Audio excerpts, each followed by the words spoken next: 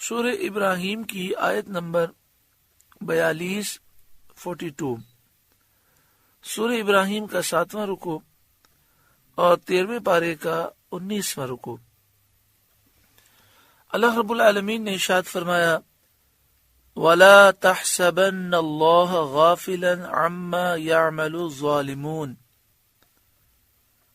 اور ہرگز اللہ کو بے خبر نہ جاننا ظالموں کے کام سے۔ اللہ تعالی ظالموں کے کاموں کو بخوبی جانتا ہے۔ اس میں مظلوم کو تسلی دی گئی کہ اللہ تعالی ظالم سے اس کا انتقام لے گا۔ انما یؤخرهم لیوم تشخص فیہ الابصار، انہیں ڈھیل نہیں دے رہا ہے مگر ایسے دن کے لیے جس میں آنکھیں کھلی کی کھلی رہ جائیں گی۔ یعنی اللہ تعالیٰ ان ظالموں کو ڈھیل دے رہا ہے، لیکن کل بروز قیامت سب مجرم ہو کر حاضر ہوں گے، اور وہ قیامت کا دن وہ ہوگا جس میں آنکھیں دہشت اور خوف سے کھلی کی کھلی رہ جائیں گی۔ مہطعین، بے تحاشا دوڑتے نکلیں گے۔ حضرت اسرافیل اپنی طرف بلائیں گے تو حضرت اسرافیل کی طرف وہ دوڑیں گے۔ حضرت اسرافیل انہیں میدان محشر میں بلائیں گے۔ مقنعی رؤوسہم، اپنے سر اٹھائے ہوئے ہوں گے۔ لا یرتد الیہم طرفہم، کہ ان کی پلک ان کی طرف لوٹتی نہیں ہوگی، کہ اپنے آپ کو بھی وہ نہ دیکھ سکیں گے۔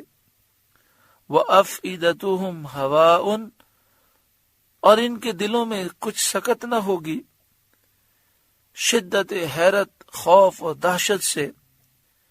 حضرت قتادہ رضی اللہ تعالی عنہ نے فرمایا کہ دل سینوں سے نکل کر گلوں میں آپ پھنسیں گے، نہ باہر نکل سکیں، نہ اپنی جگہ واپس جا سکیں گے۔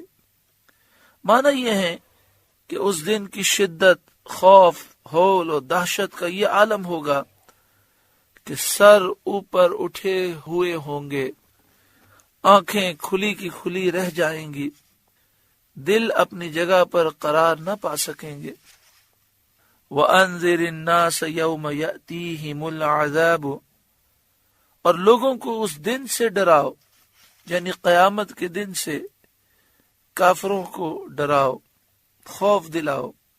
وَأَنذِرِ النَّاسَ يَوْمَ يَأْتِيهِمُ الْعَذَابُ، اور لوگوں کو اس دن سے ڈراؤ جب ان پر عذاب آئے گا۔ یعنی اے محبوب، آپ کافروں کو خوف دلائیں اس قیامت کے دن سے جب ان کافروں پر عذاب آئے گا۔ فَيَقُولُ الَّذِينَ ظَلَمُوا، تو ظالم کہیں گے یعنی کافر کہیں گے، ربنا اخرنا الى اجل قریب، اے ہمارے رب تھوڑی دیر ہمیں مہلت دے، دنیا میں واپس بھیج دے اور تھوڑی مہلت دے دے۔ نجب دعوتک، کہ ہم تیرا بلانا مانیں اور تیری توحید پر ایمان لائیں۔ تیرا بلانا مانیں یعنی تیری توحید پر ایمان لائیں۔ وَنَتَّبِعِ الرُّسُلَ، اور رسولوں کی غلامی کریں، اور ہم سے جو غلطیاں ہوئیں، جو قصور ہو چکے، اس کی تلافی کریں۔ اس پر انہیں زجر و توبیخ کی جائے گی اور فرمایا جائے گا اولم تکونوا اقسمتم من قبل ما لکم من زوال، تو کیا تم پہلے قسم نہ کھا چکے تھے کہ ہمیں دنیا سے کہیں ہٹ کر جانا نہیں؟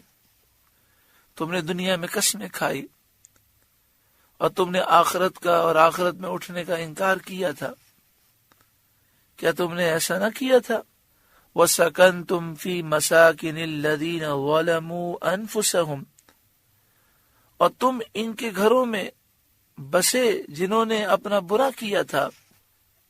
جو لوگ کفر کر کے گناہ کر کے برباد ہوئے، جیسے نوح علیہ السلام کی قوم، عاد و سمود وغیرہ، ان کی جگہوں پر تم رہے لیکن تم نے ان سے عبرت حاصل نہ کی۔ وَتَبَيَّنَ لَكُمْ كَيْفَ فَعَلْنَا بِهِمْ، اور تم پر خوب کھل گیا ہم نے ان کے ساتھ کیسا کیا۔ تم نے اپنی آنکھوں سے ان کافروں کے گھر دیکھے، عذاب کے آثار اور نشان دیکھے، تمہیں ان کی ہلاکت اور بربادی کی خبریں ملیں، یہ سب کچھ دیکھ کر اور جان کر تم نے عبرت نہ حاصل کی اور تم کفر سے باز نہ آئے۔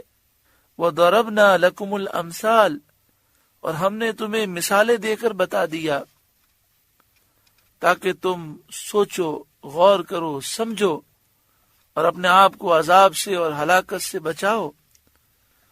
وَقَدْ مَكَرُوا مَكْرَهُمْ وَعِنْدَ اللَّهِ مَكْرُهُمْ، اور بے شک وہ اپنا سا داؤ چلے اور ان کا داؤ اللہ کے قابو میں ہے۔ یعنی کافروں نے اسلام کے مٹانے اور کفر کی تائید کرنے کے لیے نبی کے ساتھ مختلف قسم کے مکر و فریب کیے۔ انہوں نے سید عالم صلی اللہ علیہ وآلہ وسلم کو شہید کرنے کا یا قید کرنے کا یا نکال دینے کا ارادہ کیا۔ 3 مشورے ہوئے۔ نبی اکرم صلی اللہ علیہ وآلہ وسلم کی ہجرت سے پہلے کافروں نے دار الندوہ میں 3 مشورے کیے۔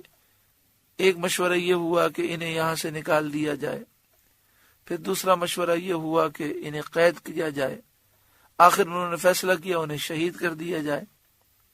لیکن اللہ تبارک و تعالی نے اپنے نبی کی حفاظت فرمائی اور کافروں کے مکر و فریب ذلت اور رسوائی میں ڈال دیے۔ وَإِن كَانَ مَكْرُهُمْ لِتَزُولَ مِنْهُ الْجِبَالُ، اور ان کے مکر و فریب کچھ ایسے نہ تھے کہ جس سے یہ پہاڑ ٹل جائیں، یعنی اللہ تعالی کی نشانیاں اور شریعت کے احکام جو اپنی قوت میں اور مضبوطی میں مضبوط پہاڑوں کی بمنزلہ ہیں، یہ ناممکن تھا کہ کافروں کے مکر و فریب سے اور ان کی ہیلا انگیزیوں سے یہ اپنی جگہ سے ٹل سکیں۔ تو یہ کافر اسلام کو اور نبی اکرم صلی اللہ علیہ وآلہ وسلم کو، قرآن کو اور شریعت کے احکام کو نقصان نہ پہنچا سکے اور وہ اسلام کا راستہ نہ روک سکے۔ فَلَا تَحْسَبَنَّ اللَّهَ مُخْلِفَ وَعْدِهِ رُسُلَهُ، تو ہرگز خیال نہ کرنا کہ اللہ اپنے رسولوں سے وعدہ خلاف کرے گا، یہ تو ممکن ہی نہیں۔ وہ ضرور وعدہ پورا کرے گا اور اپنے رسول کی مدد فرمائے گا اور ان کے دین کو غالب کرے گا اور ان کے دشمنوں کو ہلاک کرے گا۔ ان اللہ عزیز ذو انتقام، بے شک اللہ غالب ہے، بدلہ لینے والا۔ یوم تبدل الارض غیر الارض والسماوات، جس دن بدل دی جائے گی زمین اس زمین کے سوا اور آسمان۔ اس دن سے مراد قیامت کا دن ہے۔ زمین اور آسمان کی تبدیلی میں مفسرین کے 2 قول ہیں۔ پہلے تو یہ سمجھ لیں کہ جس طرح انسان مر جائے گا تو مرنے کے بعد جب وہ اٹھے گا تو وہ کوئی نیا انسان نہیں ہوگا، بلکہ جو دنیا میں تھا اسی کو اللہ تعالیٰ دوبارہ زندہ فرمائے گا۔ تو اب زمین اور آسمان کے بارے میں مفسرین کے 2 قول ہیں۔ ایک قول یہ ہے کہ جب قیامت آئے گی تو زمین کو بھی فنا ہے، آسمان کو بھی فنا ہے۔ پھر جب میدان قیامت قائم ہوگا، دوبارہ سور پھونکی جائے گی، تو زمین اور آسمان کو اللہ دوبارہ پیدا فرمائے گا۔ تو کیا یہ وہی زمین و آسمان ہوگی یا نئی زمین و آسمان ہوگی؟ تو ایک قول یہ ہے کہ یہ وہی زمین وہی آسمان ہوں گے، مگر اللہ تعالیٰ ان کے اوصاف بدل دے گا۔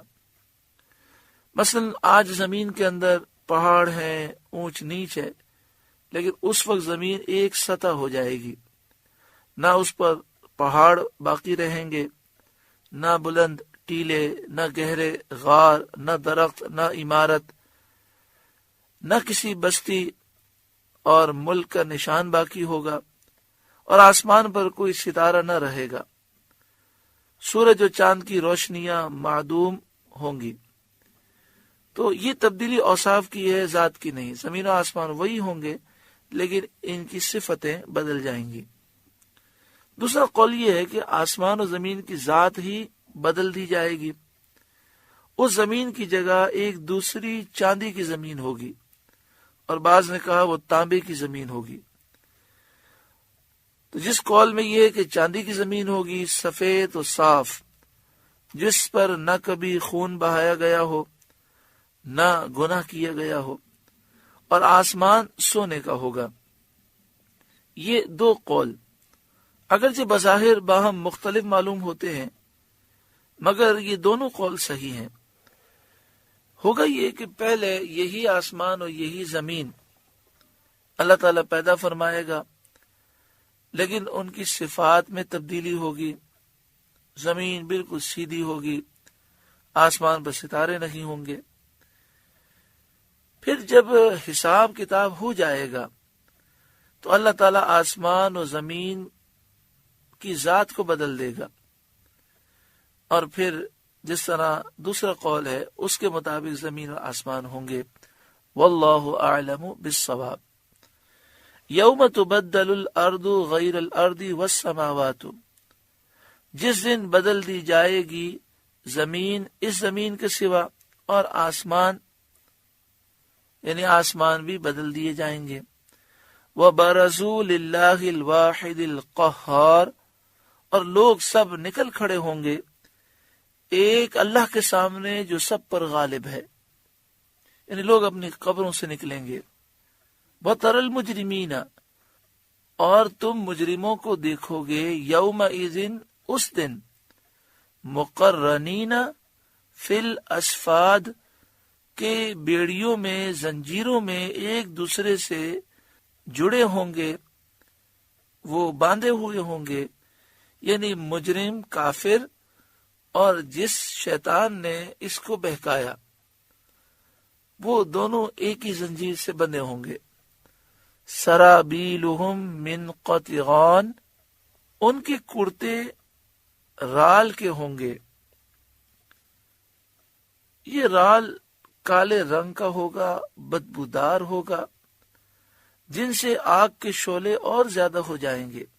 تفسیر بیداوی میں ہے کہ ان کے بدنوں پر رال لیپ دی جائے گی، رال مل دی جائے گی، اور وہ مثل کرتے کے ہو جائے گی۔ اس کی سوزش اور اس کے رنگ کی وحشت اور بدبو سے وہ تکلیف پائیں گے۔ اب قطران رال کیا چیز ہے؟ تو بعض نے کہا کہ یہ جو روڈ پر ڈامر بچھایا جاتا ہے یہ مراد ہے۔ اس کی صلاحیت یہ ہوتی ہے کہ اس سے تکلیف آگ کی زیادہ ہوتی ہے۔ تو یہی فرمایا گیا کہ سیاہ رنگ ہوگا، بدبودار وہ چیز ہوگی جن سے آگ کے شعلے اور زیادہ تیز ہو جائیں گے۔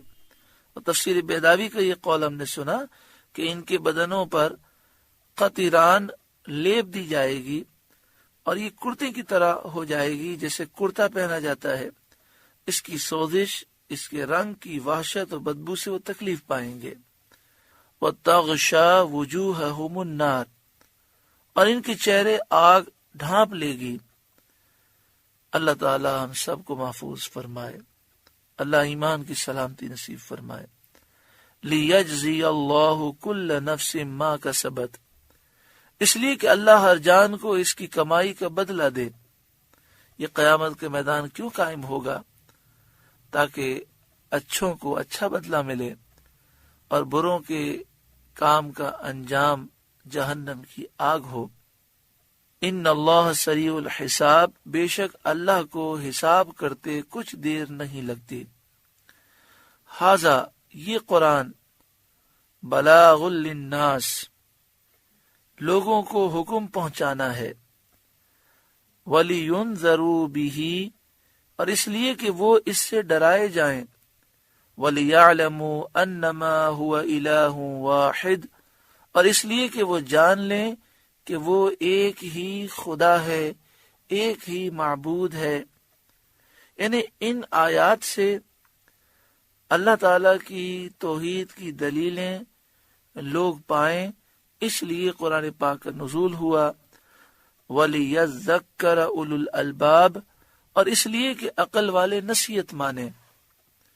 اللہ تعالی ہمیں قرآن پاک سے نور و برکتیں عطا فرمائے۔ سورہ ابراہیم کا 7واں رکوع اور یہ آخری رکوع ہے مکمل ہوا۔ اللہ تعالی سورہ ابراہیم کی برکتوں سے ہمیں مالا مال فرمائے۔ اللہ اللہ